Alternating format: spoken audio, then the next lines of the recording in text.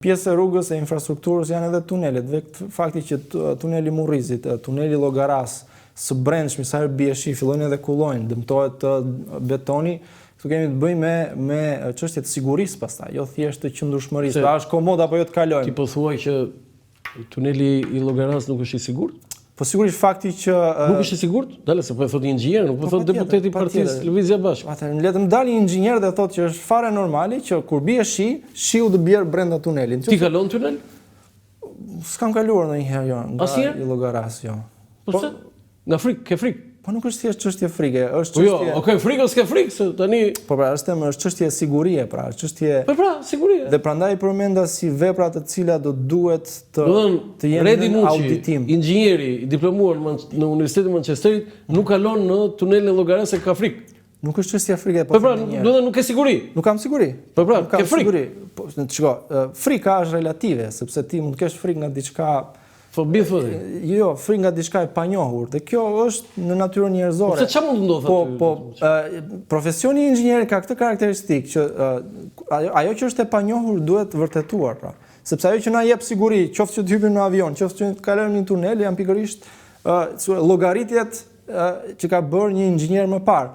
Tani vetë fakti që në tuneli kullon ujë së brendshmi dhe duket sikur ekziston potenciali që të dëmtohet struktura e tij, atëherë do thotë se nuk është i sigurt, ose nuk është i asaj sigurie që pretendojnë standardet.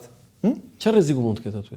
Po vetë uji pra mund të gryej, përveç se mund të ndrysh hekurin që është në beton, atëherë mund të gryej aktiviteti i ujit gradualisht pra e gryen betonin duke dobësuar strukturën e tij pra. Ky është rreziku më i madh.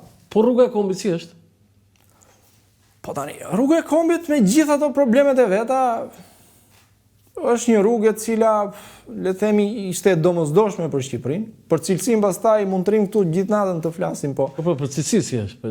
Kështu e bashkoi Berisha Shqipërinë me Kosovën tani ta. Të t'ja japim atë tani se bo dhe bët, çfarë nuk e bët. Shiko, është një rrugë do thoya unë më e vështirë se sa pjesa e Kosovës, sepse vetë morfologjia le të themi e Kosovës është në zonë fushore kodrinore dhe kështu që ndërkohë që e dukshme më saktë, pa qenë inxhinier. Pikërisht pra. Ndërsa kjo në Shqipëri do duhet të kalojë nëpërmjet maleve dhe kështu që do thoya përgjithsisht është brenda standardeve. Për mendimin tim fakti që aty është vendosur trau dhe duhet që të paguhet, që të merren disa shërbime që në fund ditës nuk merren, se siç e kemi thënë. Ky është pastaj pikëvështrimi marksist socialdemokrat. Ky është pikëvështrimi i çdo qytetari thjesht të Shqipërisë që her pas here ma ngrësi problematik dhe thotë, shiko, pse duhet vazhdojmë të paguajmë te trau. Si dole me universitetin në Manchester? Me studimet? Mirë. Çfarë vlerësimi more? Po aty ka një vlerësim, një renditje tjetër, nuk është thjesht si është çështje nota. Si dole ti?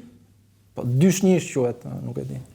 Po pse u ktheve në Shqipëri atëherë kur mori një diplomë të mirë, një universitet i rankuar? Ka dy shkaqe kryesore, domethënë për të qenë i sinqert, në radh parë s'duhet haruar që unë u diplomova vetëm në 2009 dhe në vitin 2008 ishte kriza e madhe financiare globale, si thua, kështu që në 2009 ishte kulmi i efekteve të saj sa i përket shkurtimit vendeve të punës në gjitha sektorët. Unë për më tepër nuk kisha, pra isha me pasaportë shqiptare dhe nuk kisha të drejtë, duhet një procedurë më e gjatë dhe mendova që po kthehem përkohësisht në Shqipëri edhe për shkak se prindrit e mi janë të profesionit të ndërtimit të arkitekturës dhe mund të merrja një eksperiencë profesionale ndoshta disi më të shpejtë me synimin gjithmonë për të u rikthyer. Po arsyeja e dytë që më mbajti në vend është pikërisht angazhimi politik, do thoya. Fakti që në ngjarjet që rodhen, sidomos në ngjarjet e viteve 2011-2012 në botën perëndimore, le të themi, për shkak të pakënaqësisë akumuluar, edhe unë e gjeta veten të përfshirë në tonë një farë mënyrë dhe kur do të përfshihesh politikisht, jo në termat politikës elektorale, po të jesh aktiv në shoqëri, bën shumë sens që këtë gjë ta bësh në vendin tënd, se sa diku në një shtet huaj. Kështu që kjo në një farë mënyrë angazhimi im me Lëvizjen Bashkë, pak fjalë më mbajti mbërthyer në Shqipëri. Je zgënjur ndonjëherë kështu që kur ke ardhur, e thotë, "Ika bëra gabim që u ktheva." Jo, se kam pas asnjëherë këtë ide sepse pikërisht është procesi i të qenit aktiv dhe i angazhuar për të rezistuar ndonjëherë, për të kundërshtuar një sër padrejtësisë që i bën shoqërisë, që jep kuptim në fund ditës në farë mënyrë edhe kthimit tim edhe jetës time, shumë se sa thjesht mendoj unë profesioni i dikujt i cili mund të jetë shqiptar që punon në një vend huaj dhe që është i arrirë profesionalisht, por që nuk e ka këtë aspektin e aktivizmit social. Mendoj se është një komponente jashtëzakonisht shumë e rëndësishme, si thua, e identitetit tim dhe që i jep kuptim jetës time, pra. Okej me Partitë Socialiste, po me Partinë Demokratike s'na the në një fjalë. Mendoj se Partia Demokratike është një parti e cila tashmë në farë mënyrë është po aq e korruptuar, po aq e atrofizuar së Ata janë opozitë. Pse e korruptuar? Shiko, vetë lideri i tyre Sali Berisha është një person i cili mban mbi shpinë një të shkuar mjaft e errët dhe një sër, si thua, padrejtësisht dhe të këqija që i ka bërë këtij vendi, që do duhet detyrimisht që ai të mos ishte më në politikën aktive, veç se nga pozita e tij unë e mirë kuptoj, që dua të them që fakti që u përball me drejtësinë, fakti që ju mor vula e partisë, dhe që ai gjithsesi ja doli mban që nëpërmjet bazës vetë elektorale ta merrte në dorë partinë, është e kuptueshme që ai të mos e lëshoj më derisa të ketë jetë edhe biologjike, jo më politike. Veç se kjo prania e tij si thua, jo vetëm që e ka kapur vetë Partinë Demokratike për të mos dalë dot jashtë këtyre kontureve, po edhe mbar politikën shqiptare, siç e thash pak më parë, pra, sepse sa më shumë delegitimohet Rama, aq më pak konsiderohet si opcion i mundshëm Sali Berisha. Unë besoj se Sali Berisha kur s'ka për të qenë ndonjëherë më kryeministër i këtij vendi, po sidoqoftë është komod në pozitën e partisë më të madhe opozitare për hir të influencave të tij, fakti që ka qenë ndikur në pushtet dhe që njerëzit në një farë mënyrë ja din përnder disa. Tani më bën përshtypje që edhe në qeveri ka shumë të diplomuar jashtë. Edhe në Partinë Demokratike ka shumë diplomuar jashtë. Edhe ju jeni diplomuar jashtë.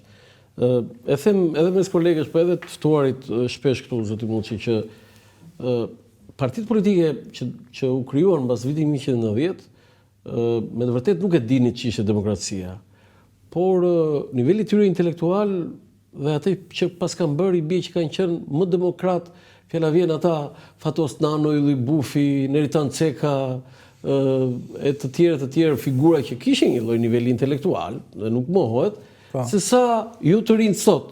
Dhe kur them ju të rinjt, unë i bëj bashkë se tani të kesh një diplom, po themi në një universitet prestigjioz, edhe në Partinë Socialiste ka plot, Zonja Spirapali ka qenë një nga studentët ose edhe gjimnaziste nga më të mirët në Tiranë, besoj ti e di këtë, e ke këtë informacion. Apo dhe të arsimuar të tjerë, dhe në Partinë Demokratike ka plot atje të arsimuar dhe diplomuar jashtë. Tani, si ka mundësi më ju të rinjt jeni më pak demokrat, si nuk është një i diplomuar jashtë i lirë? Po shko pra, unë mendoj se nuk është thjesht çështje e të rinjve. Unë mendoj se në Lëvizjen Bashkë ne jemi një strukturë tejet demokratike, përmenda edhe më parë që jemi ndër vite kemi traditën e vendimarrjes nëpërmjet votës, sa herë që ka le themi mendime ndryshme dhe ka shpesh mendime ndryshme brenda nesh. Dhe mendoj se mekanizmi i votës po flas për atë që deri tani dështuat me sukses. Një deputet keni bërë. Jo, nuk është dështim, është fakti që hym në kuvend, nga momenti që sishim në kuvend, mendoj se është sukses dhe është hap përpara. Po pavarësisht kësaj sa i përket të rinjve, doja thoya diçka. Që të gjithë që janë të rinj të diplomuar që i nënshtrohen diktatit të qoftë Edi Ramës, qoftë Sali Berishës brenda dy partive kryesore, mendoj se për ta, pavarësisht nivelit tyre intelektual, që nuk do ta vënë diskutim, po që për ta është thjesht një zgjedhje profesionale. Pra është një lloj marrëveshje që ata bëjnë me faktin që do t'i nënshtrohen linjës së partisë për përfitime profesionale, personale, e nuk e diçka tjetër. Pra i nënshtrohen këtij rregulli të mirë përcaktuar nga dy liderat, le themi, të vjetër të partive, të vjetra, për qëllimet e tyre. Ndërkohë që shumë kush, po them edhe një herë, që është në Lëvizjen Bashkë ka zgjedhur të mos i nënshtrohet këtij rregulli, sepse ndoshta edhe ne fare mirë mund të ishim pozicionuar nëpër partitë e mëdha, dhe të japim model të ri, të përpiqemi që të bindim shoqërinë shqiptare që ka nevojë për një ndryshim dhe për një model tjetër, i cili nuk është, si thua, partitokraci. Kemi të bëjmë me një qasje demokratike brenda partisë që më pas duhet reflektuar edhe në mënyrën se si qeveriset vendi dhe mbar shoqëria, pra nga aspekti demokratik duhet të. Kështu që nuk është thjesht çështje të rinjsh apo të vjetësh intelektualesh ose jo, është edhe çështje e atrofizimit që kanë mësuar partitë e vjetra politike, pra. Ju jeni pasur? Relativisht do thoya që jam, si thua, në klasë mesme, por edhe për shkak të kontributit dhe të ardhurave të prindërve të mi, besoj se ndoshta jam edhe një çik më mirë se sa dikush që e fiton, le të themi, jetesën thjesht përmes profesionit vet. Tani edhe marksist edhe i pasur? Po, nuk ka ndonjë kontradiktë. S'ka kontradiktë? Jo, marksizmi është një ide, pra atë që duhet të jetë shoqëria dhe nuk është thjesht çështje marksizmi, po thashë socialdemokracisë. Ndërkohë që të ardhurat në një kontekst caktuar social, nuk mendoj se pra qasja jo nuk është qasja e Jezu Krishtit, që të duash të varfrit, siç thoshte Jezu Krishti, duhet të ecësh vetë zbathur. Në një shoqëri moderne mendoj se pavarësisht të ardhurave personale. Se burgë, kështu thoshte Jezu Krishti, Po kështu thoshte. Se duhesh të varfrit, duhet të ecësh vetë zbathur. Po sigurisht thoshte duhet të mohosh lidhjet e tua fisnore, duhet të mohosh prindrit e tu, shumë shka tjetër do të jesh ndjekësi im, thoshte. Dhe ai sigurisht ecte vetë i pari zbathur dhe thoshte që të hyj një i pasur në parajs duhet është si ajo devej kalon devrima e gjilpërës. Tani, Arlind Qori në intervistë nuk ka thënë që edhe rrogun që të bë marrë deputeti paguon një kot të majme për shifrën që thoshte ai. Ju e paguani këtë kotën për partinë?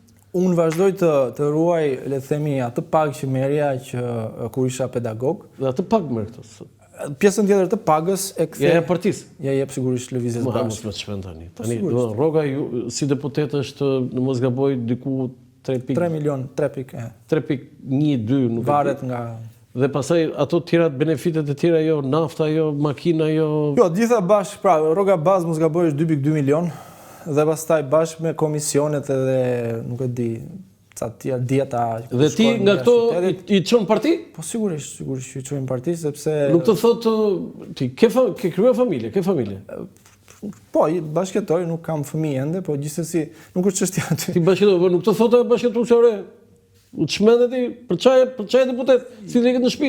Jo, sepse unë në radhë parë Lëvizja Bashkë është një grupim njerëzish ku gjithsecili jep kontributin maksimal që mund të jap, edhe nga pikpamja financiare, sipas vullnetit të gjithsecilit, po ama gjithsekush jep kontributin e vet, dhe përderisa është Lëvizja Bashkë ajo që mua ma dha mundësinë ta përfaqësoj në kuvent dhe me këtë përfaqësim vjen edhe një shtim i caktuar i rrogës, atëherë unë zgjedh të ruaj rrogën që merja kur isha pedagog dhe para se sa të hyja kësaj pune dhe pjesën tjetër tek çaj deputeti. Ajo partnerja mund ta bësh publike partnerën tënde? Po publike është partnerja në kuptim. Nuk e di, jo, nuk e di. Kush është partnerja juaj? Partnerja ime është një aktiviste e Lëvizjes Bashkë. E Lëvizjes Bashkë. Kush nga ato rrezik duhet ta kemi intervistuar ndonjëherë? Nuk besoj. Kush si quhet Flavia Osmani. Po do të thonë se bëj do të lidhin, po patjetër që duhet të ketë në pjesën e ndoshta, nuk e di. Je dashuruar aty me Flavën në parti? Po në parti. Do të pas ka lidhur partia domethënë. E bukur kjo, shumë e bukur, shumë e bukur kjo.